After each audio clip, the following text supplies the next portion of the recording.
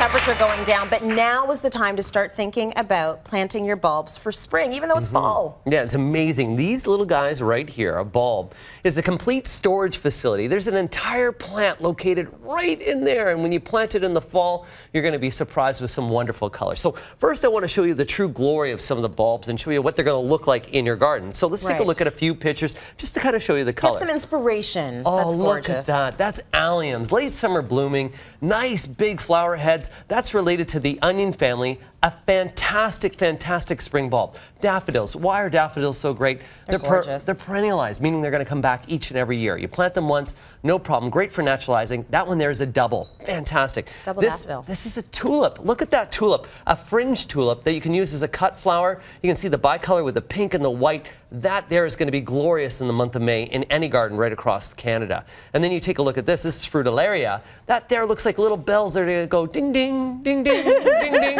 It's the colors. The weather so is here. vibrant. Yeah, and they're Beautiful. so great. And then finally, one of my favorite, this is grape hyacinth, which is an early spring blooming blue color. Will really mat into areas, great as a ground cover, and they're just so friggin' easy. Yeah, well, and they're gorgeous. They look like they would be a more finicky plant. So it's cool to see that inspiration because now we can be like, okay, I need to buy all of these ugly packages. Right, because and they I are need to kinda get ugly them in the packages. ground so that they look gorgeous come spring. Yeah, and let's help you through it. So first off, when to plant. I want to tell people the time to be planting a bulb is after a few frosts. You want the temperature to be cooling off. Oh, really? Here in Ontario, we've had kind of an Indian summer. Yes. So now we're going to be waiting a little bit longer into the month of October before planting. I'm okay with that. Okay. Now, I love the weather right now. The weather has been fantastic. Okay, now we take a look at these bulbs here, and there's a good bulb and a bad bulb that are here. Can I guess which one the bad one is? Go for it. That gnarly one. Yeah, that gnarly one. Gnarly. She doesn't look cute. No, you look at this guy here, dried out. You can just kind of see it. You can see that it's got a scab on it. Ew. Oh, gross. Oh, it's been a rough life, eh, bulb? Gross, but this here. Oh.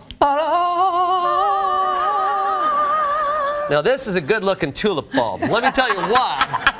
This is a good one. First. She's curvy. She's cute. She's curvy, cute, and firm. And she's firm. Firm. You're terrible. And this is important. When you're selecting bulbs, you want to check to make sure they're firm. Uh-huh. And wait. She smells good? They got to smell good, not smell, you know, when they smell a little funky, you want to stay away from those bulbs. Okay. What are you thinking right now, Tracy?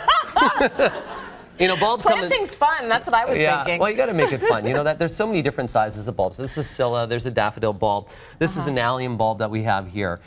So, you know, when you're planting your bulbs, first thing you want to do is making sure that you're planting them so the smaller growing plants are at the front of the bed, the larger, taller ones are at the back of the bed. Okay. Okay, how you do that? That makes sense. The size of the bulb usually shows the size of the bloom.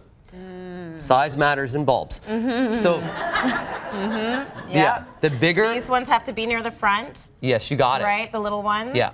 And then this here, and then like that. Yeah, you got it. And so, you know, the other thing too is when it comes to planting a bulb, you're always going to want to make sure that the pointy side is up. So that's the top of the bulb that's there. However, you look at this guy over here, and you're like, well, there's Scylla. No point. Yeah, it looks kind of like rabbit poo. Yeah. So like, what do I do here? So at any time where you're getting confused which is the top of the bulb, as long as you're planting the bulb sideways, so even with this one, if we were confused with the top, as long as we plant it sideways, it'll always revert its way up. If we planted it like this, no, it's not going to result in good things.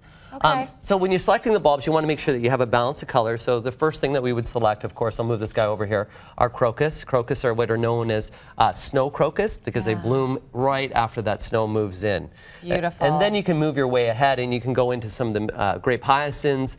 With tulips, tulips are not perennialized. A lot of times people plant them and they think the expectation is they're going to come back each and every year.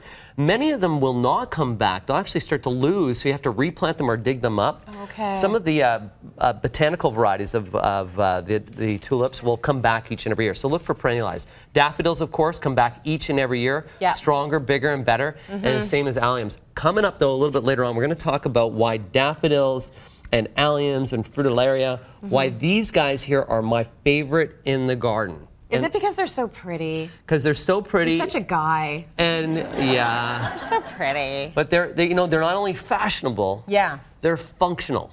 Ooh, and I'm going to tell you what function they serve because we're going to have a war later on. All right. Get ready for war.